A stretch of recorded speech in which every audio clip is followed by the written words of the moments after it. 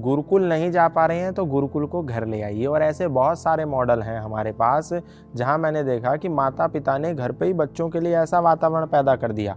आप किसी भी इस्लामिक बच्चे से पूछिए, वो आपको बताएगा अल्लाह ताला कौन है, वो आपको बताएगा मोहम्मद साहब कौन है, वो आपको बताएगा कलमे क्या क्या हैं, वो आपको बताएगा कुरान क्या है, वो आपको हदीसें पढ़ के बताएगा, वो आपको आयतें सुनाएगा। लेकिन आप किसी भी सनातन धर्मी के बच्चे से पूछिए तो वो जिंगल बेल तो सुना देगा, लेकिन भगवत गीता का एक भी श्लोक नहीं सुना पाएगा।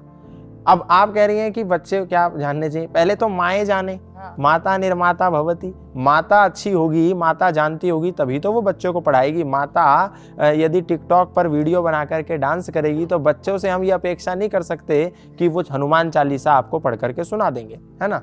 तो बच्चों के लिए सबसे पहले एक पुस्तक है छोटी सी, आर्योद्देश्य रत्नमाला।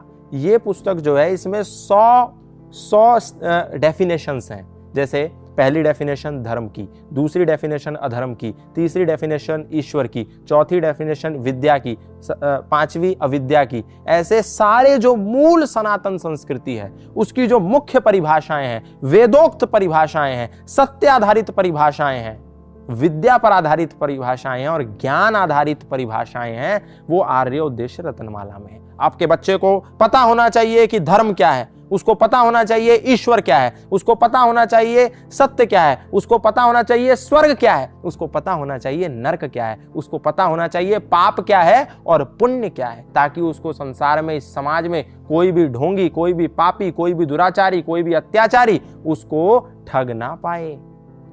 तो ये जो आर्योद्देश्य रत्नमाला, ये उसको पता होना चाहिए। दूसरी बात, उसको भगवान श्री राम का बेसिक कैरेक्टर पता होना चाहिए, उसको भगवान श्री कृष्ण का बेसिक कैरेक्टर पता होना चाहिए, उसको वीर हनुमान का बेसिक कैरेक्टर पता होना चाहिए। ये नहीं जय हनुमान ज्ञान गुण सागर, जय कपीस तिहु लोक उजागर, ठीक है मैं पेपर में पास हो जाऊं बस, दैट्स इट।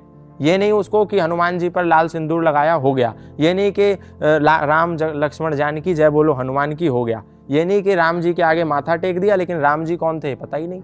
और जब ये पता नहीं होता तो घर में भाई भाई से लड़ता है, जब ये पता नहीं होता तो बेटा अपनी माँ से लड़ता है, जब ये पता नहीं होता तो पति और पत्नी में आपस में विवाद होता है। लेकिन जब उनको राम जी के सामने मस्तक झुकाने से पहले ये पता होगा मर्यादा पुरुषोत्तम श्री राम का वास्तविक चरित्र क्या था, तो हर घर में श्रेष्ठ भ्राता पैदा होंगे, हर घर में श्रेष्ठ माता पैदा होगी, हर घर में श्रेष्ठ भाई पैदा होंगे, हर घर में श्रेष्ठ पुत्र पैदा होंगे और हर घर में श्रेष्ठ पिता पैदा होंगे।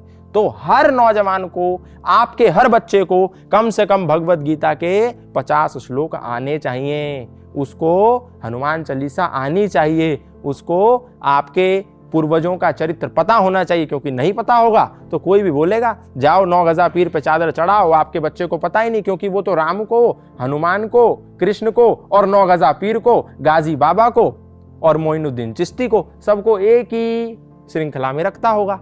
तो यदि उसको राम का कैरेक्टर पता होगा तो उसको मालूम चलेगा राम इधर है और मोइनुद्दीन चिश्ती उस श्रृंखला में है ही नहीं, कौन पापी है और कौन पुण्य आत्मा है वो जानता होगा।